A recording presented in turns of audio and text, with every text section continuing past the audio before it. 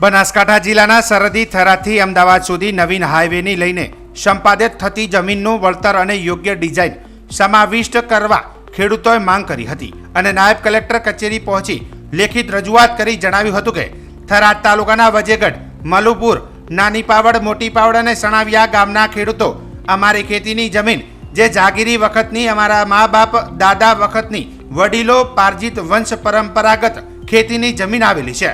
અમો વંશ પરંપરાગત ખેતી કામ કરી તેમાંથી ઉત્પાદન મેળવી અમારા કુટુંબનું જીવન નિર્વાહ કરીએ છીએ અને ખેતી તે અમારી આજીવિકાનો મુખ્ય સ્ત્રોત હોવાથી અમે વંશ પરંપરાગત ધારણ કરીએ છીએ અને જમીન સાથે અમારી લાગણીઓ જોડાયેલી છે.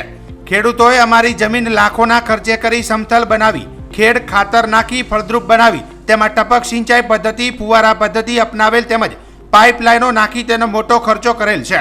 તેમજ ખેતરમાં બોર રહેવાનું મકાન, શેડ, તાર ફેન્સિંગ, બાગાયત દાડમ, આંબા, ચીકુ, જામફળ, પપૈયા તેમજ કિંમતી ઝાડ ખેતરમાં ઉછરેલા છે, જે રોડમાં જવાથી અમારું ઘણું મોટું નુકસાન થાય તેમ છે, જેનું વળતર હાલના સરકારના વર્ષ 2024ના ધારા ધોરણ મુજબ પૂરતું વળતર ચૂકવવામાં ખેડૂતોએ વિનંતી કરી હતી. આ તમામ ગામો થરાદ શહેરને અડીને લાગોલગ આવેલા છે અને થરાદ શહેરના વિકસિત વિસ્તારમાં આવેલ છે. જમીનોની બજાર કિંમત ઘણી ઊંચી છે, જ્યારે જંત્રીનો દર સાવ નજીવો છે, જેથી જમીનના ગામના બજાર ભાવ મુજબ વળતર ચૂકવવા વિનંતી છે અથવા તો નવી રિવાઇઝ જંત્રી તૈયાર થયેલા છે જે સરકારે હાલમાં અમલમાં મૂકેલી નથી, તો રિવાઇઝ જંત્રી જે ગામ વાઇઝ નવીન 2023-24માં ગામના પંચોથી બજાર કિંમત જાણી જે પત્રકો તૈયાર કરી જંત્રી તૈયાર કરેલા છે, જે અમલમાં મૂકી તે મુજબ 4 ગણાના ગુણાંકમાં ગુણી વળતર ચૂકવવાની માંગ કરી હતી. વધુમાં જણાવ્યું હતું કે રોડ જે જમીન ઉપર બનાવવામાં આવનાર છે તે રોડની બંને સાઈડ સર્વિસ રોડ બનાવવામાં આવે તો અમારી બાકી રહેતી જમીનને ભવિષ્યમાં રોડનો ફાયદો મળી શકે અને અમારા ખેતરોના રોડ પડવાથી 2 ભાગ થાય તે એક ભાગમાંથી બીજા ભાગમાં જવા આવવાની સુવિધા મળી રહે અને રોડ ખેતરમાં વચ્ચે પડવાથી 2 ભાગ થતા હોવાથી એક ભાગમાંથી બીજા ભાગમાં જવા આવવા માટે રોડની નીચે રસ્તાની સુવિધા કરી આપવામાં આવે. તેમજ ખેતરના 2 ભાગ પડવાથી એક ભાગમાં બીજા ભાગમાં પાણીનું પાઇપલાઇન નાખવા માટે મોટા નાળા પણ નાખવાની માંગ કરી હતી. તો રોડ ઉપર પસાર થાય તેવી વચ્ચે આવતા રસ્તા, રોડ ઉપર મોટા ભારે વાહનો પસાર થઈ શકે તેવા પુલ બનાવવામાં આવે અને રોડ પસાર થાય તેની વચ્ચે વર્ષો જૂના પાણીના વહેણ આવેલા હોવાથી ત્યાં પૂરતી સાઇઝના મોટા સાયફન મૂકવામાં આવે, જેથી ભવિષ્યમાં પાણીના નિકાલનો પ્રશ્ન ન રહે કે ખેડૂતોને જમીન ડૂબમાં ન જાય. રોડ પર પસાર થાય તે રોડથી 30 મીટરની નજીકના અંતરમાં ખેડૂતોનું રહેણાંક મકાન આવે છે. તે રહેણાંક મકાન રોડની નજીકમાં સાવ અડીને આવે, જેથી તે મકાન રહેવા લાયક રહે તેમ ન હોવાથી રોડની છેલ્લી બાઉન્ડ્રીથી 30 મીટરના અંતરમાં આવતું મકાન, બોર, શેડ હોય કે ભવિષ્યમાં ઉપયોગ લાયક રહેતું ન હોવાથી તેનું પૂરેપૂરું વળતર ચૂકવવા વિનંતી છે. તે ઉપરાંત વિવિધ પ્રશ્નોને લઈને બહોળી સંખ્યામાં ખેડૂતોએ નાયબ કલેક્ટર કચેરી પહોંચી લેખિત રજૂઆત કરી હતી. મારું નામ પટેલ રતનસિંહભાઈ ભગવાનભાઈ, ગામ મોટી પાવડ.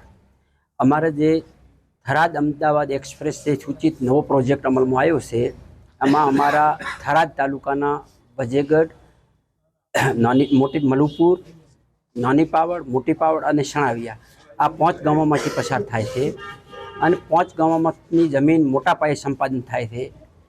અમુક જગ્યાએ એની રોડની પહોળાઈ 70 મીટર છે, અમુક જગ્યાએ 80 મીટર છે, 90 મીટર છે. એટલે જમીન અમુક ખેડૂતો તો ખેતમજૂર બની જાય. એટલે અને અમારે આ ગામની જંત્રીઓની કિંમત વેલ્યુશન નીચું ઘણું છે અને જે બજાર કિંમત થરાદ એક અત્યારે જિલ્લાનું લેવલે ડેવલપ થઈ રહ્યું છે, એના લીધે આજુબાજુમાં જમીનોની બજાર કિંમત ખૂબ જ ઘણી ઊંચી છે, કરોડોમાં અંદાજી શકાય છે. એટલે અમને તો અમારી જે બજાર કિંમત છે અને બજાર કિંમત હોદા થાય એ પ્રમાણે જો બધાને વળતર મળે તો ખેડૂતો કોઈક બીજે ગામ નજીકમાં તો કોઈ જગ્યાએ જમીન અવેલેબલ નથી, પણ 10-15 કિલોમીટર દૂર જાય અને ખેતીની જમીન ખરીદી શકે અને એની ખેતી ઉપર ખેડૂત ખેતી કામ કરીને એના બાળ બચ્ચાનું નિર્વાહન કરી શકે. નકાય એમનું બાળ બચ્ચાનું નિર્વાહન કરવું પણ મુશ્કેલ બની જવાનું છે. પછી એમને અંદર બોર હોય, ટાંકા હોય, મકાન હોય કે કોઈ ડીપ એરિગેશન હોય, જે તે હોય, બાગાયત હોય, એનું પૂરેપૂરું વળતર મળે અને મકાનથી નજીકમાં જે 30 મીટરની અંદર મકાનથી નજીક રોડ પસાર થતો હોય અને કોઈનું મકાન નજીક આવતું હોય તો એનું પણ વળતર મળે. સાથે કે મકાન નજીક 30 મીટરની બાઉન્ડ્રીમાં આવવાનું, એના હાઈવે 10 ફૂટ ઊંચો માંડવાનો છે, એના લીધે વાહનોના ઘોઘાટના લીધે એને અહીંયા મકાને રહેવાનું મુશ્કેલ થઈ જવાનું છે. એટલે એ મકાનનું પણ ભેળું ગણતરી લઈને વળતર મળે તો ખેડૂતોને આશ્વાસન રહે. વત્તામાં રોડમાંથી એક ખેતરના બે ભાગ પડ્યા છે. પછી અમુક જગ્યાએ રસ્તાઓ મોટા છે, અહીંયા નાણાં ખેતરમાં ટોલું અમારે ચારીનું ભરીને દાવવું પડે, એટલે એ પ્રમાણના મોટા જે પુલ બનાવે. પછી પાણીને વેણ હોય અને ફ્લડ આવતું હોય ત્યારે એનો પૂરેપૂરો સાયફન મૂકવામાં આવે. એવી રીતે ખેડૂતની બધી હકીકત ધ્યાનમાં લઈ અને સંપાદન કરવામાં આવે એવી અમારી સરકાર પાસે વિનંતી.